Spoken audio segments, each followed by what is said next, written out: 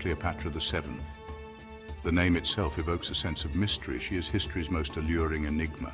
A queen shrouded in intrigue and speculation. Was she a cunning seductress or a clever political strategist? Perhaps she was both. Cleopatra's story is not just about beauty, it's about power. It's about survival in a world dominated by men. Her Egypt was a beacon of culture and knowledge. Alexandria, its beating heart, housed a treasure of wisdom. The Library of Alexandria was a testament to that. Within its walls lay the accumulated knowledge of the ancient world, scrolls filled with philosophy, mathematics, and astronomy. Cleopatra understood their value. She saw knowledge as a weapon, a tool of influence. But Cleopatra's story is also a tragedy, a story of love, loss, and ultimately, betrayal. She was a queen who dared to defy the might of Rome. Her story, though centuries old, continues to fascinate. It is a timeless reminder of the power of ambition and the enduring allure of ancient Egypt. Cleopatra's story begins with the Ptolemaic dynasty. They were not Egyptian by blood, they were descendants of Ptolemy I Soter. He was a Macedonian general under Alexander the Great. The Ptolemies ruled Egypt for centuries. They embraced Egyptian culture, but their grip on power was often tenuous. Cleopatra was born in the year 69 BC. Her father, Ptolemy XII, was a weak ruler. He was more interested in pleasure than in governing. He left Cleopatra a dangerous inheritance, a kingdom on the verge of collapse. Intrigue and betrayal were commonplace within the Ptolemaic family. Power struggles were frequent. Siblings often turned against each other. Cleopatra experienced this firsthand. Her brother, Ptolemy XIII, was her co-ruler. He was younger, easily manipulated by ambitious advisors. They saw Cleopatra as a threat. They wanted her gone. Betrayal came swiftly. Cleopatra was forced to flee Egypt. She was stripped of her power, but she was not defeated. She would reclaim what was rightfully hers. This was just the beginning of her story, the story of a queen fighting for her throne. Exiled and alone, Cleopatra was not without resources. She was intelligent and resourceful. She had loyal followers. She also understood the importance of alliances. Rome was the dominant power in the Mediterranean. Cleopatra knew she needed their support. And then came Julius Caesar. He arrived in Egypt in pursuit of his rival Pompey. Cleopatra saw an opportunity. Legend has it that she smuggled herself into Caesar's presence. She was wrapped in a carpet. Some say it was a linen sack. However she did it, she caught Caesar's attention. Cleopatra was not conventionally beautiful, but she possessed an undeniable charm. She was a captivating conversationalist. She spoke several languages. She was well versed in politics and philosophy.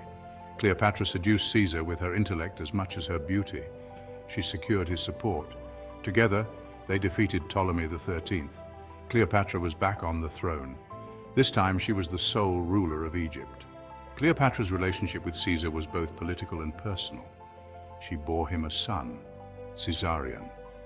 Cleopatra hoped that Caesarion would one day rule both Egypt and Rome, a dream that would never be realized. Caesar was assassinated in the year 44 BC.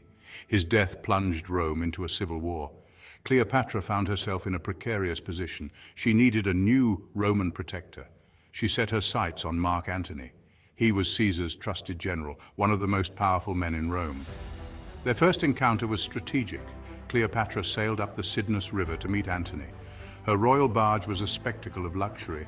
Cleopatra, dressed as Aphrodite, the goddess of love, captivated Antony. Their relationship, like the one she had with Caesar, was a complex mix of love and politics. Cleopatra needed Antony to secure her throne. Antony needed Egypt's resources for his campaigns. They became lovers. Cleopatra bore him 3 children. Their romance scandalized Rome. It was seen as a betrayal of Roman values. Antony, blinded by love, failed to see the danger. His infatuation with Cleopatra would prove to be his undoing. The Siren of the Nile. Cleopatra's allure extended beyond the bedroom. She was a shrewd diplomat. She used her intelligence and charm to navigate the treacherous waters of Roman politics. She was a master of propaganda. She cultivated an image of herself as the reincarnation of Isis, the Egyptian goddess of magic and fertility. Cleopatra's court was a spectacle of opulence. She surrounded herself with luxury. She threw lavish banquets. She wore elaborate costumes and jewelry. She presented herself as a goddess queen. This image served her well. It reinforced her power and authority. Cleopatra understood the power of image. She used it to her advantage. She was a master of seduction. But she was also a capable ruler. She reformed Egypt's economy. She commissioned new irrigation projects. She patronized the arts and sciences. Cleopatra was more than just a pretty face. She was a queen who ruled with both her head and her heart. A web of alliances and betrayals. The Roman world was a dangerous place. Alliances shifted constantly. Betrayal was always a possibility. Cleopatra found herself caught in a power struggle between Mark Antony and Octavian. Octavian was Caesar's adopted son. He was ambitious and ruthless. He saw Antony as a threat. He used Antony's relationship with Cleopatra to his advantage. Octavian painted Antony as a traitor. He accused Antony of being bewitched by Cleopatra. He claimed that Antony planned to move the capital of the Roman Empire to Alexandria. These accusations resonated with the Roman people. They feared and distrusted Cleopatra. They saw her as a foreign queen, a threat to their way of life. Octavian declared war on Antony and Cleopatra. The final confrontation took place at the Battle of Actium in 31 BC. The Egyptian fleet was defeated. Antony and Cleopatra were forced to flee back to Egypt. Their dreams of a joint empire lay in ruins. Defeat weighed heavily on Antony and Cleopatra. Their relationship, once a source of strength, began to crumble. Antony sank into despair. Cleopatra, ever resourceful, began to plan for the future. She knew Octavian would never allow her to remain in power. She tried to negotiate with him. She offered her son Caesarion as a hostage. Octavian refused. He demanded an unconditional surrender. Cleopatra knew what that meant. She would be paraded through the streets of Rome in chains. Her children would be murdered. Cleopatra refused to be a pawn in Octavian's game. She would choose her own destiny. Cleopatra's final days were shrouded in mystery. She locked herself in her tomb. She surrounded herself with her treasures. She refused all food and drink. Then, on August 12, 30 BC, Cleopatra was found dead. She was 39 years old. The cause of death was a snake bite, most likely from an asp. Cleopatra's death was a carefully orchestrated act. It was a final act of defiance against Octavian. By taking her own life, she denied him his victory. She would not be his prisoner. She would die a queen. Cleopatra's death had a profound impact on the Roman world. It cemented her legend. She became a symbol of exotic beauty and tragic love. Her story was told and retold. Each retelling embellished her legend. Cleopatra's death also marked the end of an era. Egypt, once a proud and independent kingdom, became a Roman province.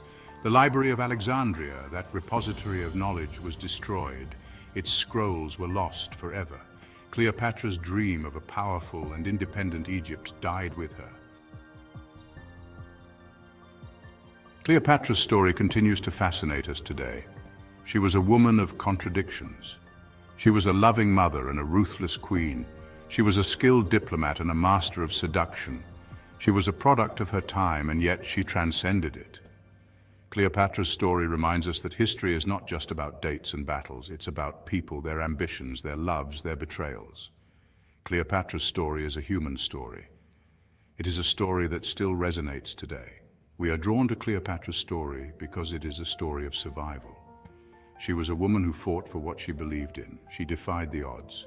She made her own choices in a world where women had few. Cleopatra's story is an inspiration. It is a reminder that even in the face of adversity, we can choose our own path. Cleopatra's tomb has never been found. It is one of the enduring mysteries of ancient Egypt. Some believe she lies buried beneath the sands of Alexandria. Others believe it was destroyed long ago. The search for Cleopatra's tomb continues to this day. It is a testament to her enduring hold on our imagination. Cleopatra was the last pharaoh of Egypt. Her death marked the end of a dynasty that had ruled for centuries. But Cleopatra's legacy endured. She was a symbol of Egypt's rich culture and history, a reminder of a time when Egypt was the most powerful nation on earth. Cleopatra's story reminds us that the past never truly disappears. It lives on in our stories, our art, our imagination. Cleopatra, the last pharaoh, continues to inspire and intrigue us, ensuring that her story, like the sands of Egypt, will forever hold a sense of mystery and wonder.